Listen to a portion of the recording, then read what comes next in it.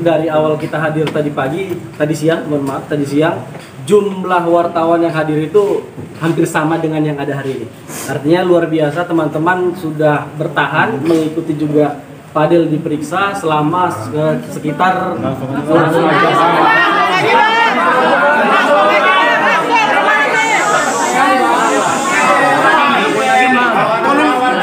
Bentar, tolong pahami ya. Tolong pahami kerja sama saya. Begini, saya akibat pertanyaan kalian tentang bukti yang kami punya, sehingga klien kami termasuk Martin dan keluarga minta saya menyampaikan kepada publik. Hati-hati begini pun kita masih dicari kesalahan, Bapak. Saudara-saudara, tolong pahami.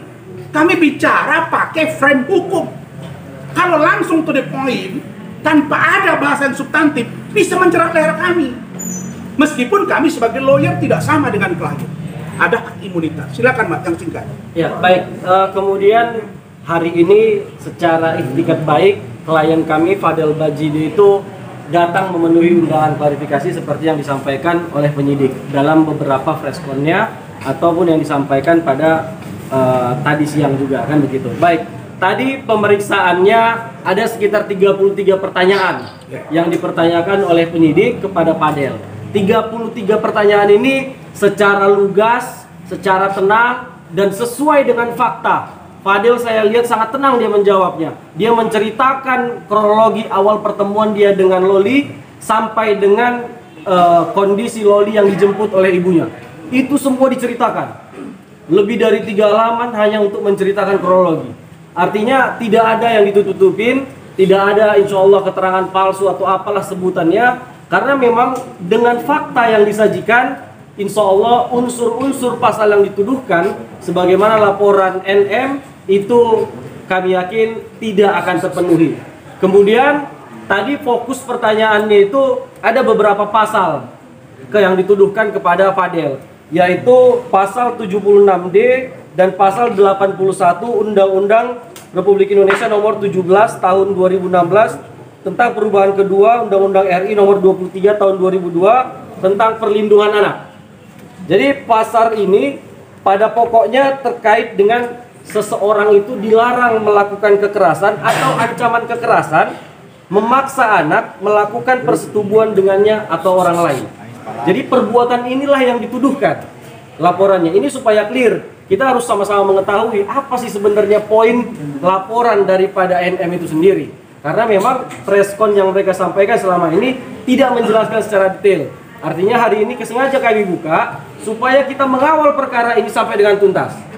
Secara unsur, perbuatan yang harus dibuktikan dalam pasal ini harus ada kekerasan yang dilakukan, harus ada ancaman kekerasan, harus ada pemaksaan.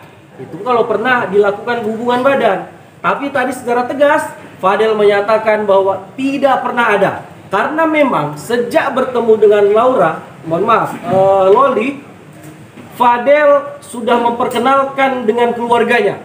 Artinya selama perjalanan selama ini Fadel ini benar-benar dijaga oleh keluarga Bajide. Insya Allah keyakinan kita juga, dan itu tadi diterangkan dengan tegas, tidak pernah dilakukan hubungan itu. Baru yang kemudian teman-teman terkait dengan pasal-pasal aborsi yang dituduhkan sebagaimana pasal 427, pasal 428, jungto pasal 60 Undang-Undang RI nomor 17 tahun 2023 tentang kesehatan, dan juga pasal 346 KUHP, kita harus mencermati lebih dalam.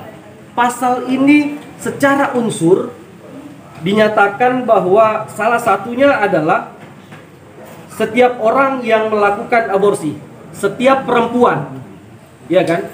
Padahal tidak pernah melakukan aborsi, ya kan?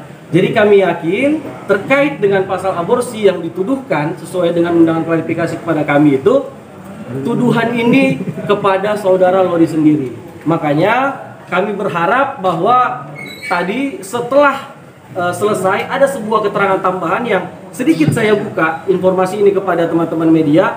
Kami meminta untuk dilakukan konfrontir agar fakta-fakta yang telah terjadi dahulu itu bisa menjadi sebuah fakta hukum. Artinya di dalam konfrontir itu nanti akan dicari tahu kebenarannya, mana yang benar. Konfrontir ini nanti akan dilakukan antara Fadel sendiri dengan Laura Mezani, selaku yang sebenarnya kalau kita melihat secara unsur pasal yang dituduhkan tadi, harusnya Laura Mezani sebagai saksi korban. Makanya harus dilakukan konfrontir ini supaya tidak ada keterangan yang berbeda ke depannya. Saya pikir itu aja, Pak. Baik, Rahmat tentang konfrontir. Konfrontir ini dijelaskan oleh pihak kuasa hukum NN yang mengatakan jangan pernah bermimpi, tidak ada yang namanya konfrontir, tidak ada yang namanya mediasi. Emang kau siapa? Kau bukan penyidik. Yang namanya restoratif justice itu sudah ada edaran dari Bapak Kapolri. Bukan IT saja, tapi pidana-pidana seperti ini juga boleh dilakukan.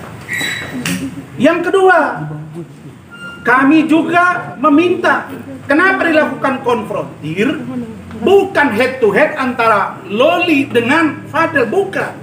Didampingi oleh KPAI, kemudian penyidik PPA, didampingi para lawyernya, dan mereka silakan dicek di situ siapa yang berbohong, siapa yang tidak. Untuk apa? Karena kami khawatir posisi Loli saat ini di safe house nanti akan ada tekanan sehingga berimplikasi kepada klien kami, bahkan kepada kami. Karena itulah diatur di hukum, di undang-undang, boleh dilakukan konfrontir. Berikutnya kami juga meminta agar penyidik memanggil saudara Denny Sumarko. Kenapa kita minta dipanggil?